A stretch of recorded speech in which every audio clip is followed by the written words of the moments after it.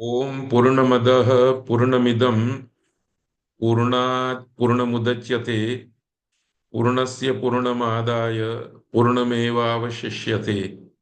ओम शांति ही शांति ही शांति ही।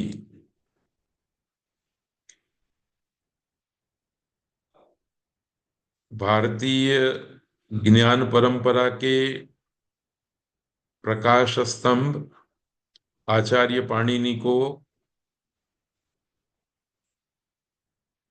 तृप्त करने के लिए, श्रद्धांजलि देने के लिए, उनके ऋण से उऋण होने के लिए महर्षि वेद विज्ञान एकेडमी के द्वारा गुजराती भाषा तथा प्राच्य विद्या के सुप्रसिद्ध विद्वान स्वर्गीय प्रोफेसर भोगीलाल सांडेशरा की स्मृति में प्रायोजित अष्टाध्यायी के 84 घंटे के पाठ सत्र में आज का यह 16वां व्याख्यान है। इसमें एक बार फिर से मैं आप सब लोगों का हार्दिक स्वागत करता हूं। इस समय हम अष्टाध्यायी के प्रथम अध्याय के द्वितीय पाद को पढ़ रहे हैं। उसमें कुछ सूत्रों का हमने अध्ययन कर लिया है। आज ऊकालो जस्व दीर्घ प्लुतः अचश्च उच्चैरुदात्तः नीचैरनुदात्तः समाहारः स्वरितः और अप्रत्येकाल प्रत्ययः तत्पुरुषः समानाधिकरणः कर्मधारयः और प्रथमा निर्दिष्टम समास उपसर्जनम। इतने सूत्रों को पढ़ने का उपक्रम रखेंगे और अनुकूलता रही तो अर्थवद अधातुर प्रत्यय प्रातिपदिकम कृत तद्धित समासाश्च और ह्रस्वो नपुंसके प्रातिपदिकस्य, इन सूत्रों को भी पढ़ेंगे। इसके आगे के पाठ में 6 सूत्रों का हम समावेश करेंगे। ये जो 5 सूत्रों का सेट है उसमें उकालो जस्व दीर्घ प्लुत ये संज्ञा सूत्र है। अचश्च ये परिभाषा सूत्र है। ये संज्ञा सूत्र थोड़ा गलत छप गया है। उच्चैरुदात्तः नीचैरनुदात्तः समाहारः स्वरितः संज्ञा सूत्र है। पहले इन 5 सूत्रों का अध्ययन कर लेते हैं।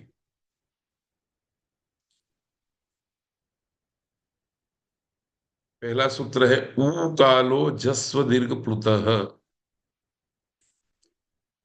ये संज्ञा सूत्र है। पदच्छेदे ऊकालः अच ह्रस्व दीर्घ प्लुतः। तीनों पद प्रथमा विभक्ति के हैं। प्रथमा विभक्ति का प्रयोग होने से ही सूचित हो जाता है कि संज्ञा सूत्र है। इसमें ऊकालः में समास है। ऊश्च ऊश्च ऊश्च इति वह। ह्रस्व उ, दीर्घ उ और प्लुत उ, तीनों को मिला करके प्रथमा बहुवचन का रूप बना वह। षष्ठी विभक्ति एकवचन में रूप बना वाम। वाम कालः इव कालो यस्य स उकालः। इस तरह से यहाँ बहुब्रीहि समास है। अर्थात ह्रस्व उ, दीर्घ उ और प्लुत उ क्रमशः एक मात्रा वाले, दीर्घ में द्विमात्रा वाले और ऊ में त्रिमात्रा वाले हैं।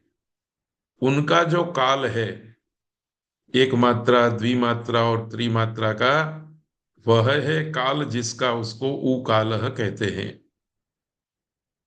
ह्रस्वश्च दीर्घश्च प्लुतश्च ह्रस्व दीर्घ प्लुतः, ये समाहार द्वंद्व समास है। पाणिनि की संस्कृत को छंदोवत सूत्राणि भवन्ति ऐसा कह करके छंदोवत माना गया है। इस कारण से कहीं कहीं पर प्रशिष्ट संस्कृत साहित्य का जो नियम है, प्रशिष्ट संस्कृत भाषा का जो नियम है, वो सूत्र सूत्र की संरचना में, सूत्र के प्रयोग में बाधित भी होता है। तो यहां एक तो ह्रस्व दीर्घ प्लुतः एक वचन किया, एक वचन किया तो समाहार द्वंद्व होना चाहिए, पर समाहार द्वंद्व हो तो नपुंसकलिंग होना चाहिए, पर यहां पुल्लिंग किया है। तो समाहार द्वंद्व में भी पुल्लिंग करना ये पाणिनि की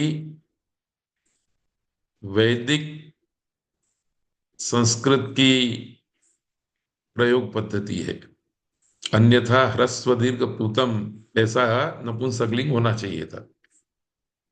अथवा इतरेतर द्वंद्व समास करते तो ह्रस्व दीर्घ प्लुताः ऐसा होना चाहिए था। अनुवृत्ति किसी की नहीं आ रही। सूत्र का अर्थ एकदम सरल है। ऊ ह्रस्व ऊ, ऊ दीर्घ ऊ और ऊ प्लुत ऊ। हमारे यहाँ लिपि में ह्रस्व ऊ और दीर्घ ऊ को अलग अलग लिखने के लिए ऐसी परंपरा है। ऐसे ही अ आ ई ई, परंतु प्लुत को लिखने के लिए दीर्घ ऊ के जैसा कोई आकार निश्चित नहीं हुआ। तो परंपरा में 3 का अंक लिख देते हैं, जो आगे रखे हुए वर्ण को त्रिमात्रा का वर्ण है ऐसा सूचित कर देता है। इसलिए कभी कभी आपने देखा होगा, ओम को लिखते हुए ओ के बाद 3 का अक्षर लिया जाता है, क्योंकि गुजराती में 3 के इस अक्षर को रू पढ़ते हैं। इसलिए कई लोग ओम लिखा हो उसको ओ रूम पढ़ते हैं। वास्तव में वो रू नहीं है, 3 का अंक है, जो इस बात की सूचना दे रहा है कि ओ प्लुत है। तो जब ओम बोलेंगे तो उसको लिखने का तरीका ये है, ओ लिखिए, उसको प्लुत बनाने के लिए 3 का अंक लिखिए और फिर म लिखिए।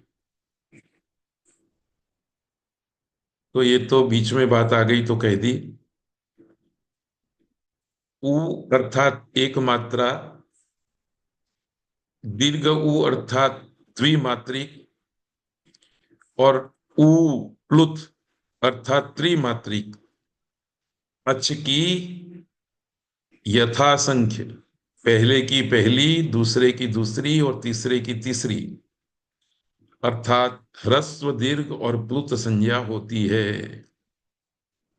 अर्थात सीधी सी बात है, एक मात्रिक स्वर की ह्रस्व संज्ञा, द्विमात्रिक की दीर्घ संज्ञा और त्रिमात्रिक की प्लुत संज्ञा होती है। इसलिए पाणिनि जहां जहां ह्रस्व शब्द का प्रयोग करेंगे तो हमें समझना है एक मात्रा, दीर्घ का प्रयोग करेंगे हमें समझना है द्विमात्रा, और प्लुत का उच्चारण करेंगे तो हमें समझना है 3 मात्रा।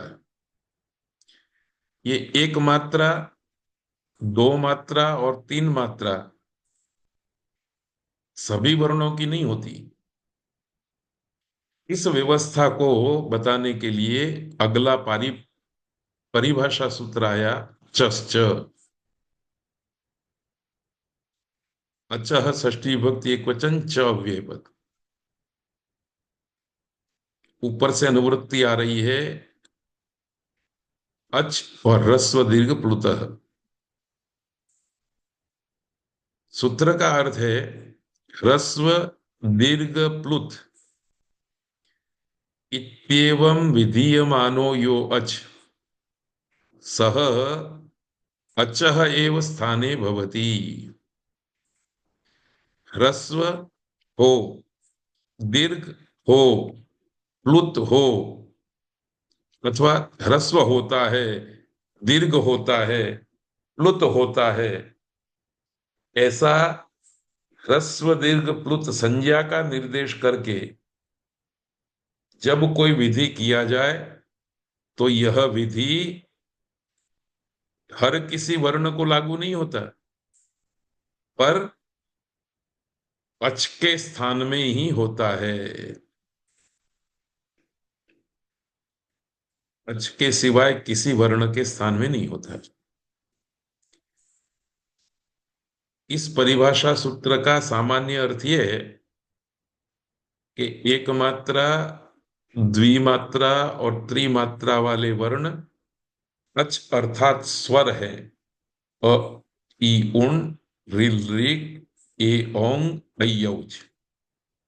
इतने वर्णों में ही ह्रस्वत्व दिखाई देगा, दीर्घत्व दिखाई देगा और प्लुतत्व दिखाई देगा।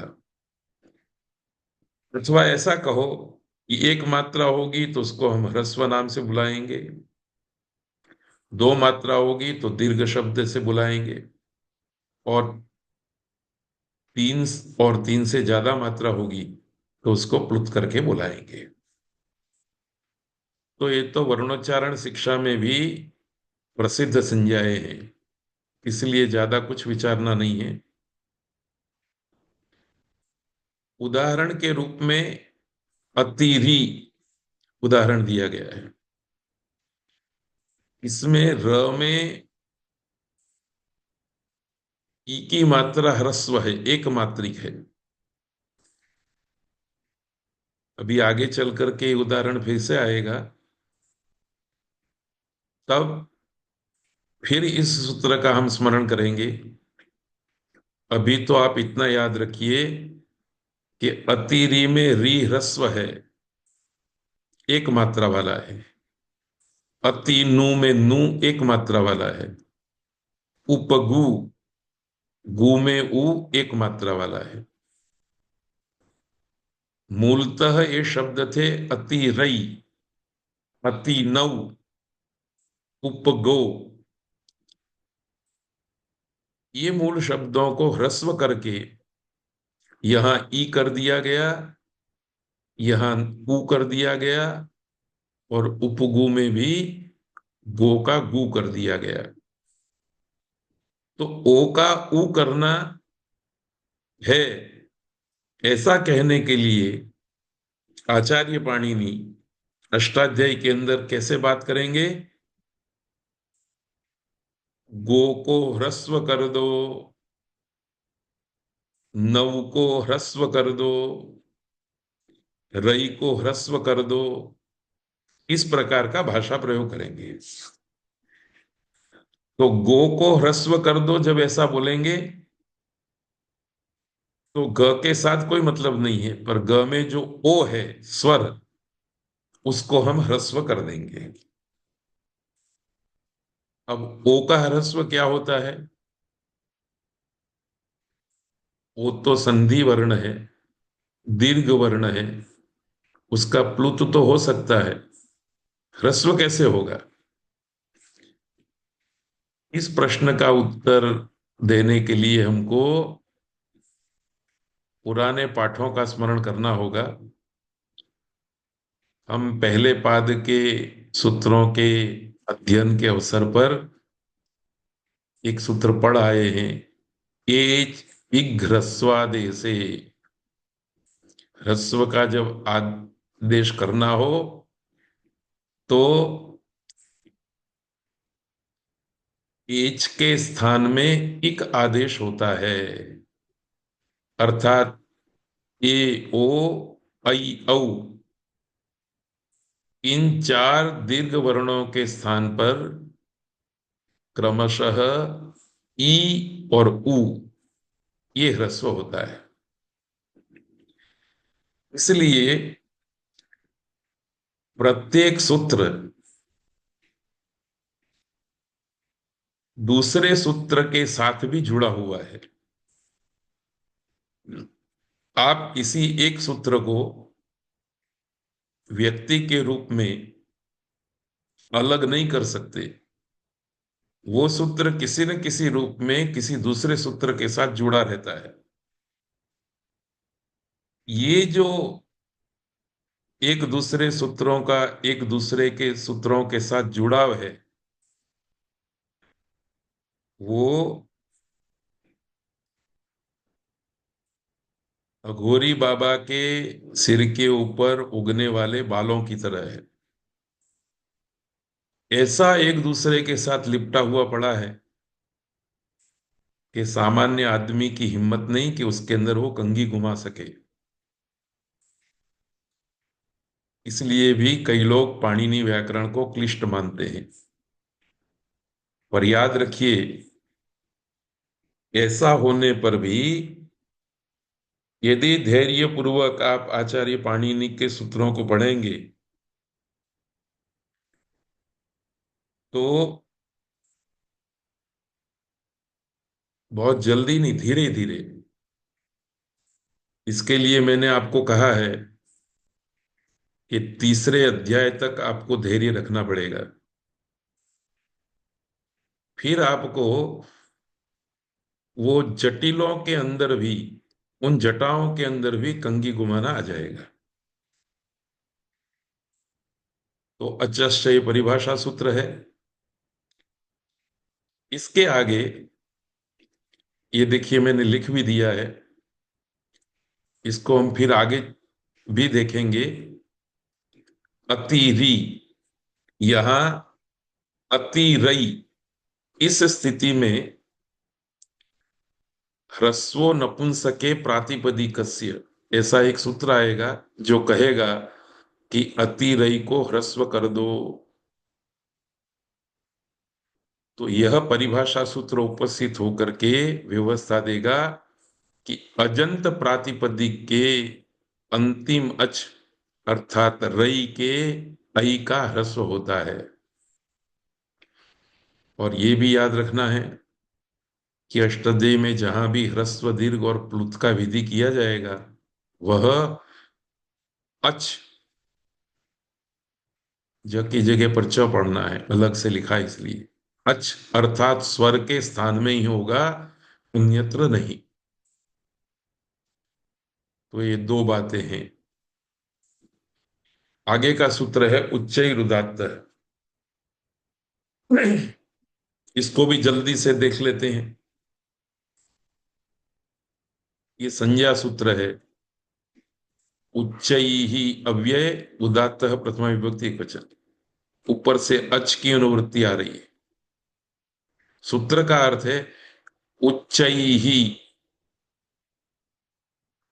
अर्थात ऊर्ध्व भाग निष्पन्नो अच स उदात्त संज्ञो भवति। सीधा सा अर्थ है उच्चारण स्थान के ऊपर के भाग से निष्पन्न होने वाला जो अच है उसकी उदात्त संज्ञा होती है। ऊर्ध्व भाग अर्थात ऊपर का भाग। इसका ऊपर का भाग तो सूत्रार्थ में विवरण देते हुए हमने लिख दिया है, जिन तालवादी स्थानों से वर्णों का उच्चारण होता है, कंठ, तालु, मूर्धा, ये जो अष्टौ स्थानानि वर्णाना, वर्णों के 8 उच्चारण स्थान हैं। उन उच्चारण स्थानों में जो ऊर्ध्व भाग है, उस ऊर्ध्व भाग से उच्चरित किए जाने वाले अच की उदात्त संज्ञा है। आपको इतना ही याद रखना है कि कुछ अच ऐसे भी हैं जिसकी उदात्त संज्ञा है। इसी तरह से दूसरा सूत्र है निच्चैर अनुदात्त। इसमें उच्चई ही की जगह पर निच्चई ही है और उदात्त की जगह पर अनुदात्त है। संदर्भ वही का वही है। नीचै ही अर्थात अधर भागे निष्पन्नो यो अच सह अनुदात्त संज्ञको भवति। तालु आदि स्थानों में जो नीचे का भाग है उससे बोला जाने वाला अच अनुदात्त संज्ञक होता है। नीचे से बोला जाएगा वो अनुदात्त है। तीसरा सूत्र है समाहारः स्वरितः। उच्चैः नीचैः इन दोनों पदों की जगह पर शब्द आया समाहारः, और उदात्तः अनुदात्तः की जगह पर शब्द आया स्वरितः। समाहारः का मतलब है उदात्त और अनुदात्त गुणों का जो समाहार है। ऐसे समाहार वाले अच की स्वरित संज्ञा होती है। अर्थात जिस अच में उदात्त भी है और अनुदात्त भी है, ऊपर से बोला जाता है नीचे से बोला जाता है एक साथ, उसको स्वरित कहते हैं। तो उदात्त अनुदात्त स्वरित ये संज्ञाएं हैं। इनका ज्यादा प्रयोग वेद भाषा में स्वर चिन्हों के संदर्भ में होता है, इसलिए अभी कोई ज्यादा बात नहीं करेंगे।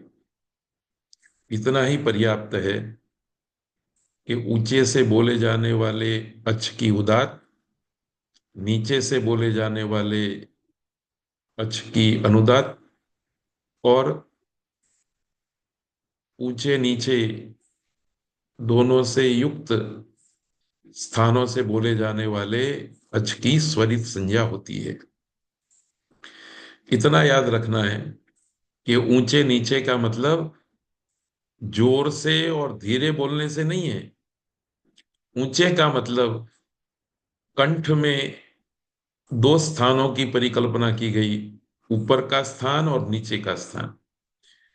कंठ के ऊपर के स्थान से जब बोला जाएगा तो उदात्त, कंठ के नीचे के स्थान से बोला जाएगा तो अनुदात्त। इस प्रकार की व्यवस्था है। आजकल इस प्रकार का उच्चारण हम जैसे सामान्य व्यक्ति नहीं कर पाते। ऐसे उच्चारण को सुनने के लिए हमें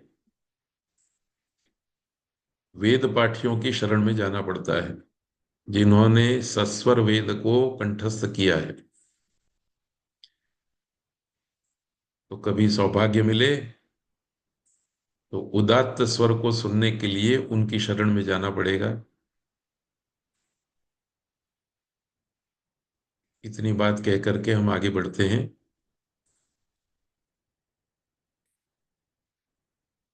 अब देखिए,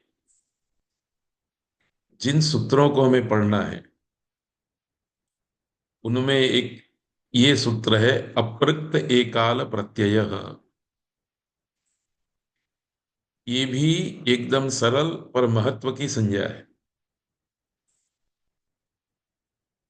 संज्ञा सूत्र है अपृक्त प्रथमा विभक्ति एक वचन, एकाल प्रथमा विभक्ति एक वचन, प्रत्यय प्रथमा विभक्ति एक वचन।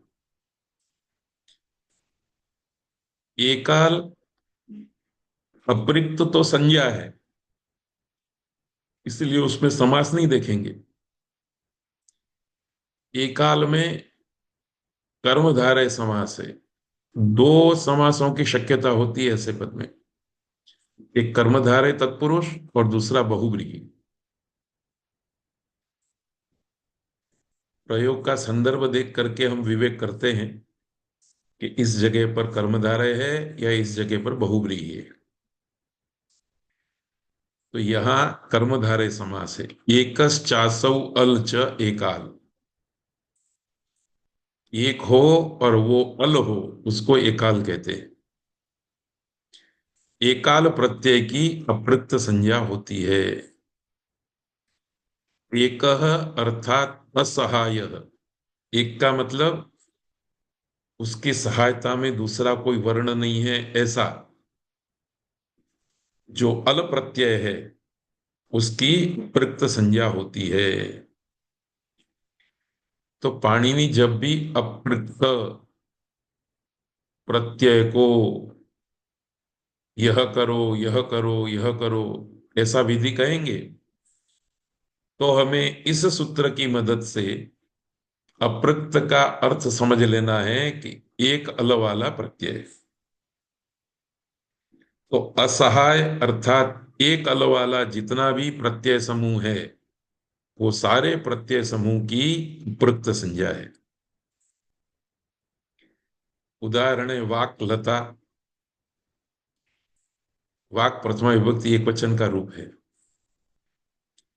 वाक से प्रथमा विभक्ति का सु आया, उसमें से बाकी रहा स।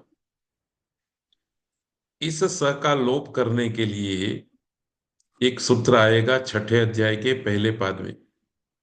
हलंग्याभ्यो दीर्घात सुतिस्य अप्रिक्तम हल। इस सूत्र में अप्रिक्तम शब्द का प्रयोग है। ये सूत्र कहता है कि हलंत से उत्तर में आए हुए अप्रक्त स के स्थान में लोप आदेश होता है। अर्थात वाक इस हलंत शब्द के उत्तर में जो अप्रिक्त स है, स क्यों अप्रिक्त है? क्योंकि वो असहाय अल है, एक ही वर्ण वाला है, उसकी सहायता में कोई दूसरा वर्ण नहीं है। तो ऐसे अप्रिक्त का लोप हो जाता है। लोप हो जाता है तो रूप बनता है वाक। इसी तरह से लता के बाद स आया। इसी सूत्र से आबंत अर्थात स्त्रीलिंग वाले आकारांत शब्दों से उत्तर में आए हुए अप्रक्त स के स्थान में लोप आदेश होता है। तो स का लोप हो गया। हलंत शब्द पुल्लिंग हो, स्त्रीलिंग हो कि नपुंसकलिंग हो, आकारांत शब्द पुल्लिंग नहीं होना चाहिए, स्त्रीलिंग होना चाहिए। तो प्रथमा विभक्ति एक वचन का जो सप्रत्यय है उसका लोप हो जाएगा। तो एकमात्र हलंग्याभ्यो दीर्घात सुति से अप्रिक्तम हल सूत्र को आप ध्यान से पढ़ेंगे तो समग्र संस्कृत भाषा में प्रथमा विभक्ति एक वचन का जो सप्रत्यय है, सुप्रत्यय है, वो सुप्रत्यय कहाँ कहाँ विसर्ग के रूप में दिखाई देगा, कहाँ कहाँ अम बनेगा और कहाँ कहाँ उसका लोप हो जाएगा, इसका पता चलेगा। तो ये भी महिमा है। इस सूत्र को पढ़ने मात्र से हलंत शब्दों के गी अंत वाले कुमारी जैसे शब्दों के और आ अजा आदि शब्दों के अंत में प्रथमा विभक्ति एक वचन का सुप्रत्यय आएगा तो उसका लोप हो जाएगा। तो हलंत शब्द हलंत के रूप में रहेगा। दीर्घ इकारांत स्त्रीलिंग वाला शब्द दीर्घ इकारांत स्त्रीलिंग के रूप में होगा। दीर्घ आकारांत स्त्रीलिंग का शब्द दीर्घ आकारांत वाला होगा। तीनों जगह पर विसर्ग नहीं दिखाई देगा। इसके सिवाय राम, हरि ही विसर्ग दिखाई देगा। इसलिए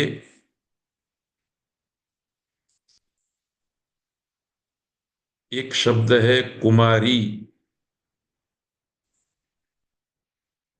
उसके पीछे विसर्ग नहीं दिखाई देगा क्योंकि मूल शब्द कुमार था। स्त्रीलिंग का ई प्रत्यय डाल करके हम कुमारी शब्द बनाते हैं, इसलिए वहां विसर्ग नहीं होगा। इस सूत्र से उसका लोप हो जाएगा। पर लक्ष्मीवाचक श्री शब्द है, श्री ही, उसके पीछे विसर्ग आएगा क्योंकि वो स्त्रीलिंग के कारण इकारांत नहीं बना, वो स्वयं ही इकारांत शब्द है। तो ये सूक्ष्म बातें हैं। आगे प्रसंग आएगा तो और विस्तार से किस कारण से रूप भेद होता है, विसर्ग होता है विसर्ग नहीं होता है, ये सारी बातें हमको सूत्रों के पढ़ने से ध्यान में आ जाएगी। एक बार ध्यान में आ गई तो कोई भी शब्द आ जाए हमको अपने आप पता चल जाएगा कि यहाँ प्रथमा विभक्ति एकवचन में विसर्ग आने वाला है कि विसर्ग नहीं आने वाला है। आगे बढ़ते हैं। दूसरा एक सूत्र है, तत्पुरुषः समानाधिकरणः कर्मधारयः। यह भी संज्ञा सूत्र है। तत्पुरुषः प्रथमा विभक्ति एकवचन, समानाधिकरणः प्रथमा विभक्ति एकवचन, कर्मधारयः प्रथमा विभक्ति एकवचन। समानाधिकरण शब्द को समझने जैसा है। समानम अधिकरणम यस्य स समानाधिकरणः, बहुब्रीहि समास है। समान है अधिकरण जिसका, अधिकरण का अर्थ है आश्रय स्थान।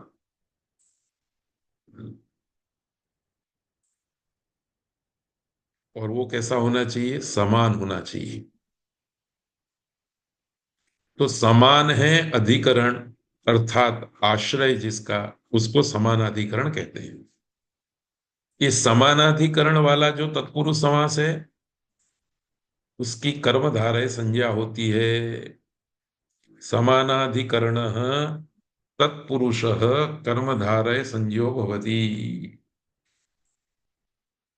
समान है अधिकरण अर्थात आश्रय जिसका, ऐसे पदों वाले तत्पुरुष समास की कर्मधारय संज्ञा होती है। ये बड़ी महत्वपूर्ण संज्ञा है। कर्मधारय संज्ञा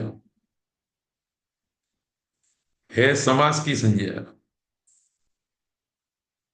पर प्रथम अध्याय के द्वितीय पाद में इस संज्ञा को कहा गया है। समास का प्रकरण आएगा दूसरे अध्याय के पहले दूसरे पाद में। वहां ये सूत्र न रख करके इस जगह पर ये सूत्र रखा है। इसका क्या कारण है वो एक अलग बात है, पर आपको याद रखना है कि तत्पुरुष की कर्मधारय संज्ञा है। पहली बात, किस तत्पुरुष की? तो समानाधिकरण वाले तत्पुरुष की। जो तत्पुरुष समास समानाधिकरण नहीं है, वो तत्पुरुष समास कैसा होगा? तो समानाधिकरण शब्द का नए तत्पुरुष समास करके हम असमानाधिकरण शब्द बना सकते हैं। और बाल बुद्धि से हम परिकल्पना कर सकते हैं कि तत्पुरुष समास दो प्रकार का है, समानाधिकरण और असमानाधिकरण। असमानाधिकरण के लिए व्यधिकरण शब्द का प्रयोग भी होता है, पर सरलता के लिए हमने समानाधिकरण और असमानाधिकरण ऐसे दो शब्दों की परिकल्पना की। तो इसमें समानाधिकरण तत्पुरुष समास है, उसकी कर्मधारय संज्ञा है, और जो असमान अधिकरण तत्पुरुष समास है उसकी कर्मधारय संज्ञा नहीं है। इतना याद रखना है। अब बात आ गई कि समानाधिकरण और असमानाधिकरण क्या है, तो उदाहरण से इसको समझेंगे। परम राज्यम, परम और राज्य का समास हो गया, तत्पुरुष समास है। विशेषणम विशेष्येण बहुलम, इस सूत्र से समास प्रकरण पढ़ेंगे तो समास का विधान करने वाला इस सूत्र को भी हम विस्तार से देखेंगे। अभी तो हमको ये याद रखना है कि परम राज्य में तत्पुरुष समास है, और यह जो तत्पुरुष समास है वह समानाधिकरण तत्पुरुष है। समानाधिकरण तत्पुरुष है, इसलिए इस तत्पुरुष समास की कर्मधारय संज्ञा हो गई। समानाधिकरण का आशय क्या है? जिन दो पदों का तत्पुरुष समास किया गया होता है, उन दोनों पदों में कहे जाने वाले अर्थ एक ही द्रव्य में रहते हैं, अलग अलग नहीं। जिस जगह पर राज्य रहा है उसी जगह पर परम है, जिस जगह पर परम है उसी जगह पर राज्य है। दूसरे शब्दों में कहे तो जो परम है वही राज्य है और जो राज्य है वही परम है। दोनों एक दूसरे से अलग अलग स्थान पर नहीं बैठे हुए। जबकि एक समास वाला शब्द आपने सुना होगा, राज पुरुषः। तो उसमें एक शब्द है राजन, दूसरा शब्द है पुरुषः। राजन शब्द बैठा हुआ है राजा के अर्थ में, वो एक अलग वस्तु है। पुरुष शब्द बैठा हुआ है पुरुष के अर्थ में, वह एक अलग वस्तु है। इसलिए राज दरबार में राजा अलग है, पुरुष अलग है। अलग बैठे हुए पुरुष को हम राज पुरुष कहते हैं। तो ऐसा नहीं होता कि जो राजा है वही पुरुष है और जो पुरुष है वही राजा है। राजा अलग आश्रय पर रहता है, पुरुष शब्द अलग आश्रय में रहता है, इसलिए वो समानाधिकरण नहीं है। इस तरह से आप और उदाहरणों में भी देख सकते हैं। इसलिए मैंने यहां लिख दिया है, परम तथा राज्य, इन दो पदों का तत्पुरुष समास होकर के परम राज्यम पद बनता है। इसमें परम का जो अर्थ है और राज्य का जो अर्थ है, वह एक ही द्रव्य में, एक ही पदार्थ में, एक ही जगह पर रहता है। सार यह है कि जो परम है वही राज्य है और जो राज्य है वही परम है। यदि ऐसा समानाधिकरण है तो उसकी कर्मधारय संज्ञा हो जाती है। एक बात और याद रखने जैसी है, ये परम राज्य की तीन संज्ञाएं हैं। एक तो ये समास संज्ञा है, दूसरी तत्पुरुष संज्ञा है और तीसरी कर्मधारय संज्ञा है। एक ही समास वाले पद की तीन संज्ञाएं हैं। यह समास भी है, तत्पुरुष भी है और कर्मधारय भी है।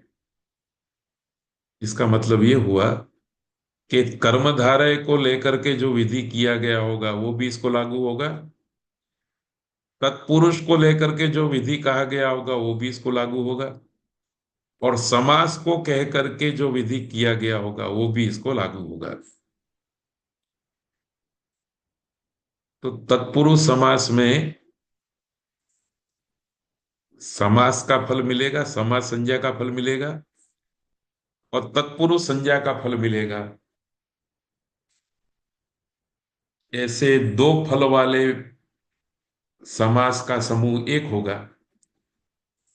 दूसरा एक समूह है जिसमें समानाधिकरणता है, वहां समास संज्ञा का फल मिलेगा, तत्पुरुष संज्ञा का फल मिलेगा और कर्मधारय का फल मिलेगा। क्योंकि थोड़ी देर के बाद हम समास प्रकरण पढ़ेंगे तो ये बात और स्पष्ट होगी। पर अभी यह बात तो आपके मन में स्पष्ट हो ही जानी चाहिए कि जिसकी जितनी संज्ञाएं होंगी प्रत्येक संज्ञा का उसको फल मिलता रहेगा। तो परम संज्ञा को समास का फल मिलेगा, सॉरी, परम राज्यम को समास का फल मिलेगा, परम राज्य को तत्पुरुष का फल मिलेगा, परम राज्य पद को कर्मधारय का फल भी मिलेगा। ये फल कौन कौन से हैं इसकी चर्चा फिर आगे करेंगे। ऐसा ही समास के संदर्भ में एक दूसरा सूत्र आया, ये भी बहुत महत्व का सूत्र है। प्रथमा निर्दिष्टम समास उपसर्जनम, यह संज्ञा सूत्र है। इसमें प्रथमा निर्दिष्टम प्रथमा विभक्ति, समासे सप्तमी विभक्ति और उपसर्जनम प्रथमा विभक्ति का प्रयोग हुआ है। प्रथमया निर्दिष्टम प्रथमा निर्दिष्टम तृतीया तत्पुरुष समास है। सूत्र का अर्थ है, अनुवृत्ति नहीं आती किसी की, सूत्र का अर्थ है समासे प्रथमा निर्दिष्टम उपसर्जनम भवति। यहां केवल भवति क्रियापद हमने रखा, बाकी सूत्र के पदों को क्रम दे दिया अपनी ओर से। पर इससे अर्थ स्पष्ट नहीं होता, इसलिए थोड़ा और बढ़ाया। समासे अर्थात समास विधायके सूत्रे। समासे के दो अर्थ संभवित है। समासे का एक अर्थ है समास वाले पद में, दूसरा अर्थ है समास विधायक सूत्र में।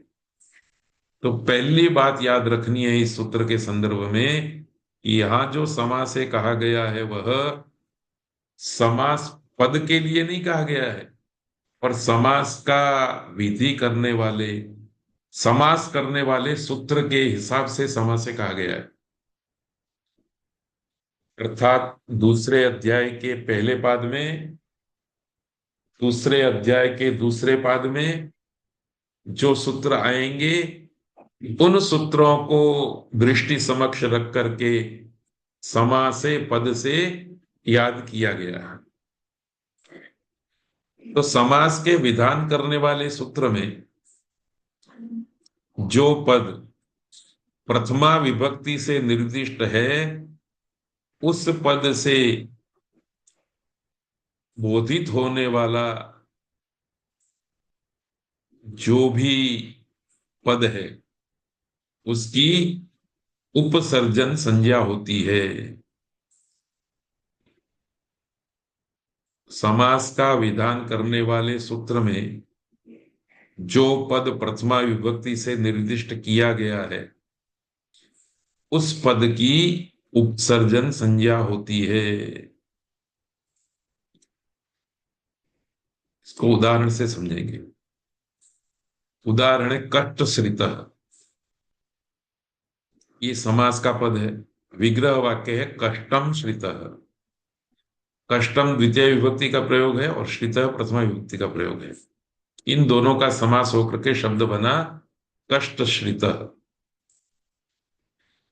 यहां कष्टम श्रित, इस स्थिति में समास करने वाला एक सूत्र आता है द्वितीया श्रितातीत वगैरह वगैरह। ये सूत्र कहता है कष्टम इस द्वितीयांत का श्रित इस पद के साथ समास हो जाता है। इस तरह से कष्टम इस द्वितीय विभक्ति वाले पद को श्रित के साथ समास करने का विधि ये सूत्र करता है। अब इस सूत्र में एक पद है द्वितीय जो प्रथमा विभक्ति वाला है, और श्रितातीत ये तृतीय विभक्ति बहुवचन का पद है। तो द्वितीय ये जो प्रथमा विभक्ति का पद है, ये द्वितीय किसकी सूचना देती है? कष्टम पद की। सूत्र में जो द्वितीय पद है वो द्वितीय पद किसके लिए प्रयुक्त है? कष्टम के लिए। तो इस कष्टम की उपसर्जन संज्ञा हो गई। ऐसे ही तृतीया तत्कृतार्थेन गुणवचनेन, चतुर्थी तदर्थार्थ बलिहित सुख रक्षित, पंचमी भयेन, ऐसे सूत्र आएंगे। तो इसमें द्वितीया, तृतीया, चतुर्थी, पंचमी, षष्ठी, सप्तमी, ये जो प्रयोग हैं वो प्रथमा विभक्ति में है। तो ये जो प्रथमा विभक्ति वाले जो प्रयोग हैं उनसे समास वाले दो पदों में जिस पद का बोध हो रहा हो उस पद की उपसर्जन संज्ञा होती है। उपसर्जन संज्ञा होने का फायदा ये होता है कि उपसर्जनम पूर्वम, ऐसा एक सूत्र आता है। ये सूत्र व्यवस्था देता है कि जिसकी उपसर्जन संज्ञा है समास में उसका पूर्व प्रयोग होगा। इसलिए कष्टम की उपसर्जन संज्ञा हो गई, और उपसर्जन संज्ञा हुई इसके कारण से कष्टश्रित, कष्ट शब्द का पहले प्रयोग होगा। आप जानते हैं कि संस्कृत में कष्टम श्रितः बोला जाए या श्रितः कष्टम बोला जाए, कोई फर्क नहीं पड़ता विग्रह अवस्था में। परंतु विग्रह वाले पदों को जब समास कर दिया गया तो वहां ये व्यवस्था दी गई कि समास के विधान करने वाले सूत्र में जो प्रथमा विभक्ति से निर्दिष्ट पद है, उस पद से बोधित होने वाला कष्टम, यही पद हमेशा पूर्व में प्रयुक्त होगा। इसलिए कष्टम श्रितः में आपकी विवक्षा के अनुसार आप कष्टम श्रितः कह लो, चाहे श्रितः कष्टम कह लो, कोई फर्क नहीं होगा। पर समास के अवस्था में जब समास किया जाएगा, तब आपको फर्जियात रूप से, अनिवार्य रूप से कष्ट को पहले रखना है, श्रित को बाद में रखना है। तो देखिए, थोड़ा विवरण पढ़ लेते हैं। यह कष्टम श्रितः इस स्थिति में द्वितीया श्रितातीत पतीत सूत्र से कष्टम इस द्वितीयांत का श्रितः इस प्रथमांत पद के साथ समास हो गया है। जिस सूत्र से यहां समास हुआ है, इस द्वितीय सूत्र में द्वितीया पद प्रथमा विभक्ति से निर्दिष्ट है। अतः कष्टम श्रितः इन दो पदों में जो द्वितीय विभक्ति वाला कष्टम पद है, उसकी उपसर्जन संज्ञा होती है। उपसर्जन संज्ञा होने के कारण उपसर्जनम पूर्वम सूत्र से उपसर्जन संज्ञक पद का समास में पूर्व प्रयोग होता है। अतः कष्टम श्रित का समास होने पर कष्टम इस पद का सदैव पूर्व में प्रयोग होगा।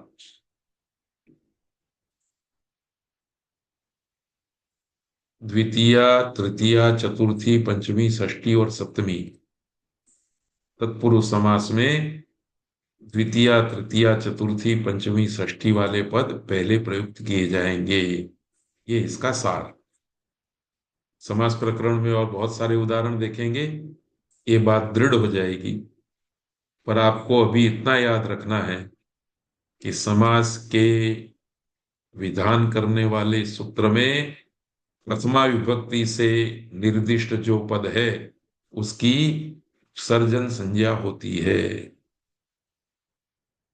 आगे, अर्थवद अधातु र प्रत्यय प्रातिपदिकम, यह संज्ञा भी महत्व की है। इसमें अर्थवत प्रथमा विभक्ति एक वचन का पद है, अधातु अप्रत्यय प्रातिपदिकम एक वचन था, प्रथमा विभक्ति एक वचन के पद हैं सब।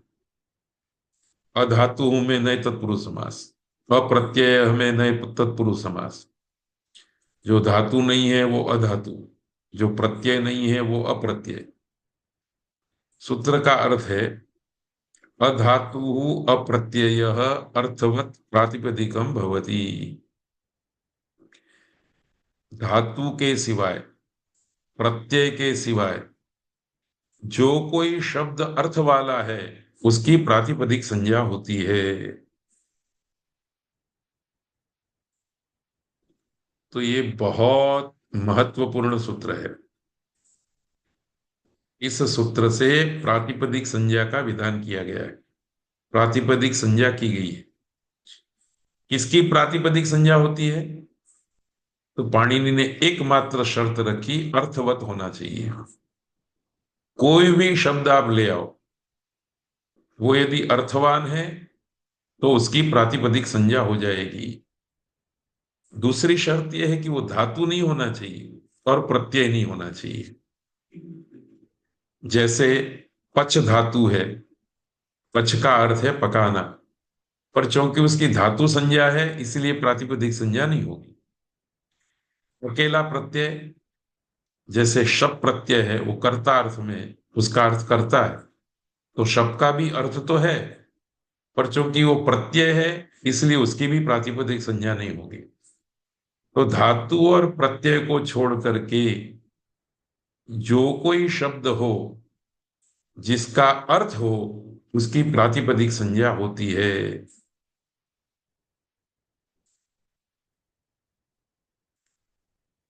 जैसे पुरुषः, उसकी प्रातिपदिक संज्ञा हो गई। डित्थः, डित्थ की प्रातिपदिक संज्ञा होगी। पुरुष का अर्थ मनुष्य है, डित्थ का अर्थ लकड़ी का खंभा है, फूंट है, सूखे हुए पेड़ का तना है। अर्थ है इसलिए इसकी प्रातिपदिक संज्ञा हो गई। अब आपको याद रखना है कि जिसकी प्रातिपदिक संज्ञा होगी उस प्रातिपदिक संज्ञा का फल उसको मिलेगा ज्ञाय प्रातिपदिकात। चौथा अध्याय, पहला पाद, पहला सूत्र। इस सूत्र के नीचे संपूर्ण चतुर्थ अध्याय और संपूर्ण पंचम अध्याय के जितने भी सूत्र हैं उन सूत्रों से जो प्रत्यय का विधि किया गया है वो फल के रूप में प्राप्त होगा। तो यहां पुरुष इस पद की प्रातिपदिक संज्ञा हो गई। प्रातिपदिक संज्ञा हो गई तो सुऔजस, अम औट्सस, ताभ्याम भिस, गेभ्याम भ्यस, घसीभ्याम भ्यस, गस ओस आम, गी ओस सुप, इन 21 प्रत्ययों की प्राप्ति हो गई। ये 21 प्रत्यय एक साथ नहीं होंगे। वक्ता जिस एक की विवक्षा करेगा वह एक प्रत्यय हो जाएगा, बाकी के 20 प्रत्यय अपनी जगह पर बैठे रहेंगे। इसलिए मैंने विगत वर्ग में एक विनंती की थी कि अब हम जब भी पाठ करेंगे, पढ़ने बैठेंगे, तो मंगलाचरण के रूप में सुऔजस 21 प्रत्ययों का पाठ और तिप्तस्थी, सिप्तस्थ, मिप्वस्मस, त आताम ज, था साथाम ध्वम, इट वही मही, इन 18 मूलभूत प्रत्ययों का एक बार उच्चारण कर लेंगे। अगले वर्ग में मैं पहली 2 स्लाइड इन्हीं की रखूंगा, इन्हीं के उच्चारण से मंगलाचरण करेंगे और पाठ करेंगे। तो एक केवल मात्र छोटी सी सूचना है, प्रातिपदिक संज्ञा अर्थवान शब्द की होती है, इतना याद रखना है। अर्थवान शब्द कौन है, कितने हैं, कहां पड़े हैं? तो इसका उत्तर है लोक में प्रचलित किसी भी अर्थवान शब्द की प्रातिपदिक संज्ञा करने के लिए सूत्र तैयार रहता है। आप चिंटू शब्द ले आओ तो प्रातिपदिक संज्ञा हो जाएगी। आपको केवल बताना पड़ेगा कि चिंटू इस शब्द का अर्थ है। ये चिंटू शब्द कुत्ते की संज्ञा है, बिल्ली की संज्ञा है, ईंट की संज्ञा है, पत्थर की संज्ञा है, लकड़ी की संज्ञा है। आपको उसका अर्थ बताना पड़ेगा। जैसे ही आपने अर्थ बताया प्रातिपदिक संज्ञा हो जाएगी। और जिसकी प्रातिपदिक संज्ञा हो गई उससे सु और जस, अम और सस 21 प्रत्यय और बाकी के बहुत सारे प्रत्यय प्राप्त हो जाएंगे। इस प्रकार से प्रातिपदिक संज्ञा होने के बाद रूप सिद्धि प्रक्रिया का चक्र चलना शुरू हो जाता है। तो आगे मैंने बताया था कि पाणिनि भाषा में, संस्कृत भाषा में सुबंत और तिगंत 2 ही प्रकार के पदों की स्वीकृति रखते हैं। तो जो सुबंत पद है उसकी रूप सिद्धि प्रक्रिया इस सूत्र से प्रारंभ होती है। तो ये बिगिनिंग पॉइंट है सुबंत पदों की रूप सिद्धि का। ऐसे ही एक और पॉइंट आएगा, वो तिगंत की रूप सिद्धि प्रक्रिया का पॉइंट रहेगा। तो इतनी बात आपको याद रखनी है।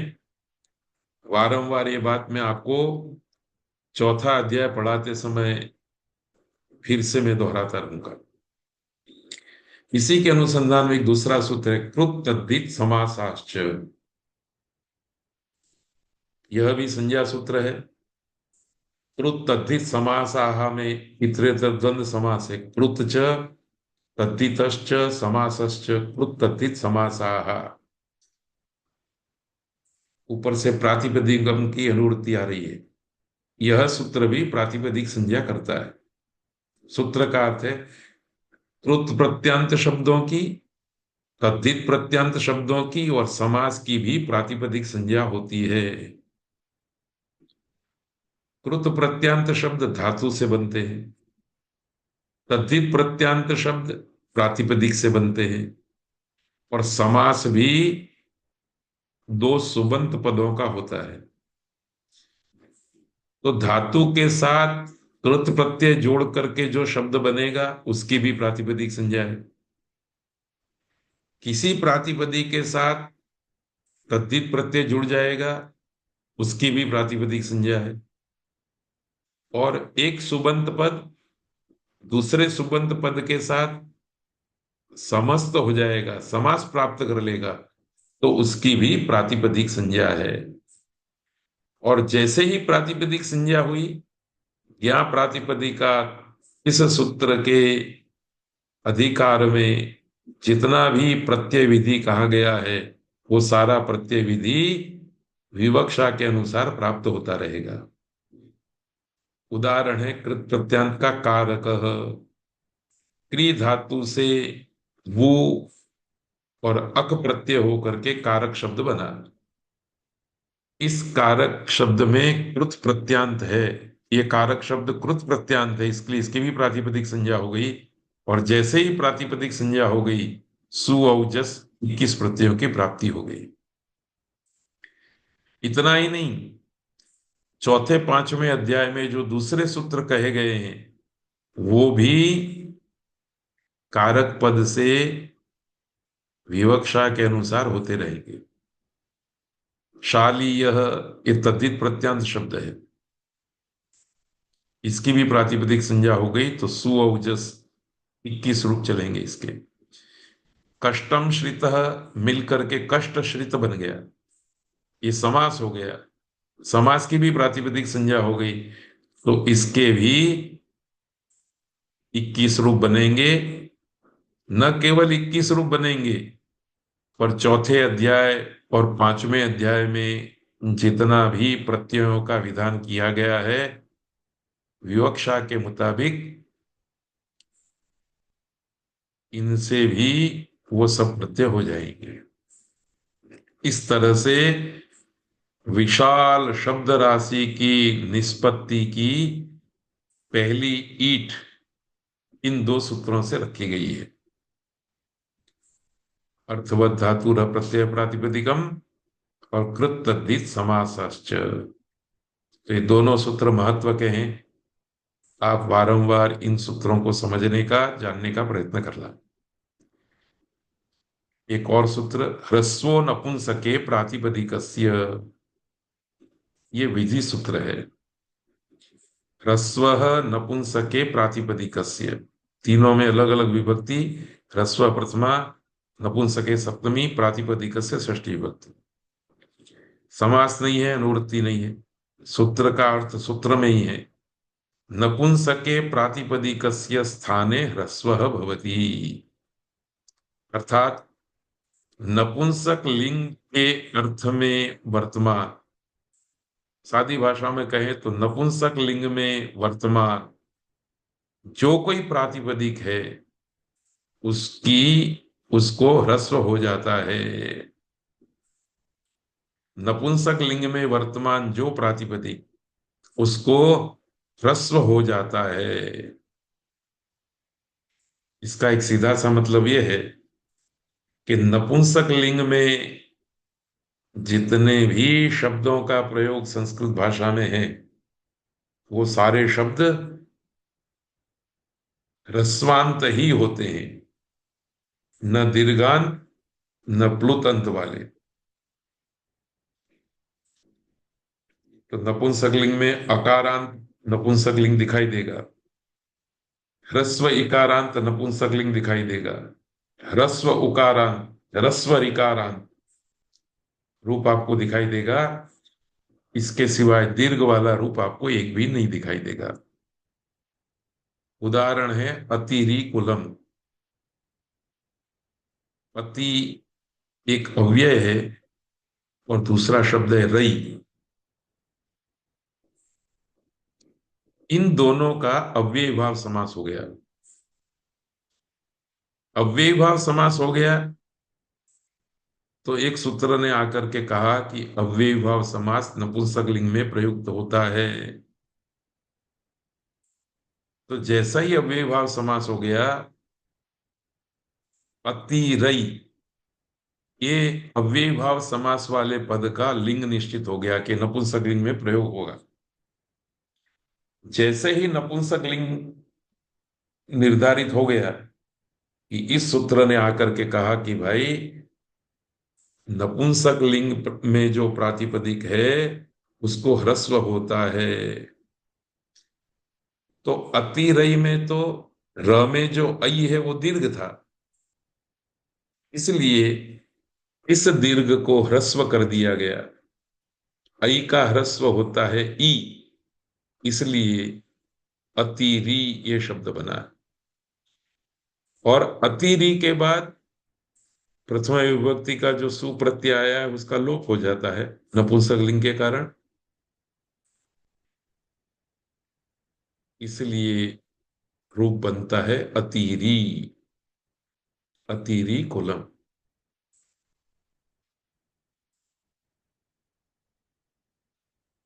तो अति और रई दोनों का समास हो जाने के बाद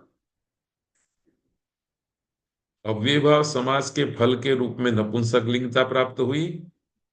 और नपुंसक लिंगता प्राप्त हुई इसलिए ह्रस्व नपुंसके प्रातिपदिकस्य से ह्रस्व हो गया। ह्रस्व हो गया तो शब्द बन गया अतिरी। अति मतलब अत्यंत, रई मतलब धन। बहुत सारे धन वाले कुल को अतिरी कुलम कहा जाता है। रई शब्द धनवाचक है, वेद में इसका प्रयोग हुआ है। वयम श्याम पतयो रईणाम, हम लोग रई के पति बने।